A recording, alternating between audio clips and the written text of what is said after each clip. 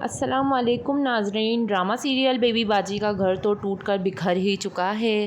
Baby باجی اپنے ہی گھر میں اجنبیوں کی طرح رہ رہی ہے۔ ولید جو کہ چھوٹا بیٹا ہے، اس نے مجبوراً اپنے بڑے بھائی جمال کے ساتھ دکان میں کام کرنا شروع کر دیا ہے، لیکن نصیر تو اس لڑکی کے پیار میں اتنا دیوانہ ہو گیا ہے، اب تو اس کے گھر میں کوئی نہیں ہے جو اس کو روکے یا کچھ بولے۔ اسما کو یہی باتیں کھا رہی ہیں کہ کیا نصیر ابھی مجھے آ کے ماریں گے یا تو کچھ بولیں گے۔ وہ بیچاری تو بس کام اور گھروں میں ہی الجھی رہتی ہے، لیکن کہانی نے اب ایک نیا رخ موڑ لیا ہے ویورز۔ وہاں ولید اپنی امی سے کہتا ہے، امی مجھے جمال بھائی کی باتیں نہیں ماننی چاہیے تھی، اسما بھابھی کے ساتھ چلے جانا چاہیے تھا۔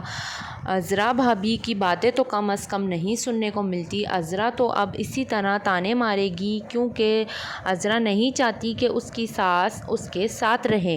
یہاں ویورز یہ بھی دیکھا جا سکتا ہے کہ عذرا جان بوجھ کر اس طرح کی حرکتیں کرے گی تاکہ اس کی جان چھوٹ جائے اس کی ساس سے۔ جب ولید اپنی امی سے یہ بات کرتا ہے تو عذرا جو کہ ہر بار دوسروں کی باتیں کان لگا کر سنتی ہے، پھر وہ ولید کی ساری باتیں سن لے گی اور وہاں عذرا فرد سے یہ کہتی ہے، ولید تمہارے گھر کا نوکر نہیں ہے، آئندہ مت بلانا میرے گھر سے، سمجھی۔ پھر فرد غصے میں آ کے عذرا کو کہتی ہے کال پر کہ عذرا بھابھی آپ مجھے کیوں اتنی باتیں سنا رہی ہیں، یہ ولید جانے اور ولید کا بھائی واصف جانے، آپ مجھے کیوں اتنا سنا رہی ہیں۔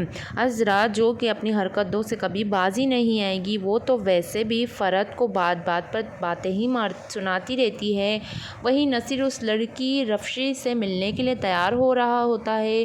یہ تو ہونا ہی تھا، رفشی نے تو بھائی قسم ہی کھا لی ہے کہ وہ نصیر کے دل میں اپنی جگہ بنا کر ہی رہے گی، لیکن بیچاری اسما کو تو علم ہی نہیں ہے کہ نصیر کی زندگی میں وہ لڑکی رفشی پھر سے لوٹ آئی ہے جس کی وجہ سے نصیر کبھی اس کو دل سے اپناتا ہی نہیں ہے۔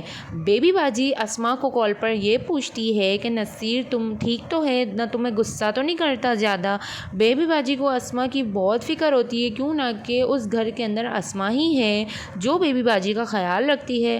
پھر اسما بیبی باجی سے کہتی ہے، امی جہاں اتنا سہ لیا وہاں میں اور بھی سہ لوں گی، میں بس اتنا ہی چاہتی ہوں میرے بچے کو اس کے باپ کا پیار ملے۔ وہاں عذرا خوشی سے جھوم رہی ہوتی ہے کیونکہ ولید کی باتیں سن کر وہ اس کی دوست شمیم سے کہتی ہے، بڑی بھی جا رہی ہے اپنے گھر۔ وہاں اسما کا بیٹا بخار میں تڑپ رہا ہوتا ہے اور نصیر کو تو جیسے کوئی پرواہ ہی نہیں ہے، ایسا لگتا ہے نہ تو اس کا کوئی بیٹا ہے نہ تو کبھی زندگی میں اس کی شادی ہوئی ہے۔ نصیر کے دل و دماغ میں وہ لڑکی کا قبضہ ہے۔ اسما بہت فکر مند رہتی ہے اپنے بیٹے کو لے کر، وہ یہ سوچتی ہے کہ کیا میرا بیٹا بڑا ہو کے اس طرح ہی ہو جائے گا جیسا اس کا باپ ہے۔ اور ویورز آپ لوگوں کو میں یہ بتاتی چلوں، آپ تو جانتے ہی ہیں جیسا کرنا ویسا بھرنا۔ عذرا جو کہ اپنی چالاکی سے باز ہی نہیں آتی ہے، وہ اپنی دوست شمیم کو کہتی ہے، ارے مجھے تو بس پہلے سے یہ زیور غائب کرنے ہوتے ہیں۔ عذرا کی نظر میں تو بیبی باجی کے زیور پہلے سے چمک رہے ہوتے ہیں، اسی وجہ سے اب زیادہ بھی اس کی آنکھیں لال پیلی ہو چکی ہیں۔ اور جمال جو کہ عذرا کی حرکتوں سے کافی بیزار ہو گیا ہے، وہ عذرا سے کہتا ہے کہ خدا را کسی کی برداشت کو آزمائش مت سمجھو۔ عذرا جو کہ الگ ہونے کے باوجود بھی سکون کا سانس نہیں لے رہی ہے اور نہ لے گی، کیونکہ عذرا کے دل و دماغ میں بس لڑائی کے منصوبے ہی بن رہے ہوتے ہیں۔